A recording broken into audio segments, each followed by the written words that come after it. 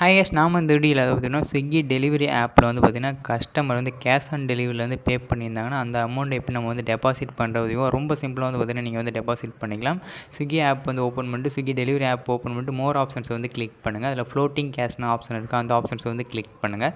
நம்மளுக்கு வந்து பார்த்திங்கன்னா ரூ. 182 இன்றைக்கி வந்து கஸ்டமர் வந்து ரூ. 182 கேஷ் ஆன் டெலிவரியில் வந்து பே பண்ணியிருந்தாங்க. அதை கையில் வந்து கொடுத்துட்டாங்க. டெபாசிட் நவ் ஆப்ஷன் இருக்குது, அந்த ஆப்ஷன்ஸை வந்து கிளிக் பண்ணுங்கள். டெபாசிட் நவ் ஆப்ஷன்ஸை வந்து கிளிக் பண்ணிவிட்டு 183 நம்ம வந்து சும்மா 183 டைப் பண்ணிக்கலாம். 182 போட்டால் போதும், நம்ம எக்ஸ்ட்ரா ரூபா பே பண்ணிக்கலாம். 182 கிளிக் பண்ணால் நம்மளுக்கு வந்து ஆட்டோமேட்டிக்காக ஃபோன்பே லிங்க்கில் இருக்குது. யூபிஐயில் வந்து ஃபோன்பே வந்து லிங்க்கில் இருக்குது. நம்ம வந்து பேக் வாங்கும்போது ஃபோன்பே தான் லிங்க் பண்ணி வச்சுருந்தோம், அதனால் நம்மளுக்கு வந்து ஆட்டோமேட்டிக்காக வந்து ஷோ ஆகுது.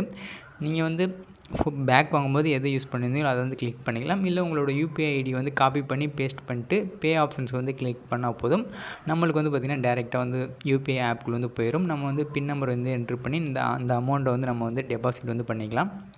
நம்ம வந்து பார்த்திங்கன்னா அமௌண்ட் வந்து டெபாசிட் வந்து பண்ணியாச்சு. ரொம்ப சிம்பிளாக வந்து பார்த்திங்கன்னா நீங்கள் வந்து அமௌண்ட் வந்து டெபாசிட் பண்ணிக்கலாம். இந்த வீடியோ பிடிச்சா லைக் பண்ணுங்கள். தேங்க்ஸ் ஃபார் வாட்சிங். பை.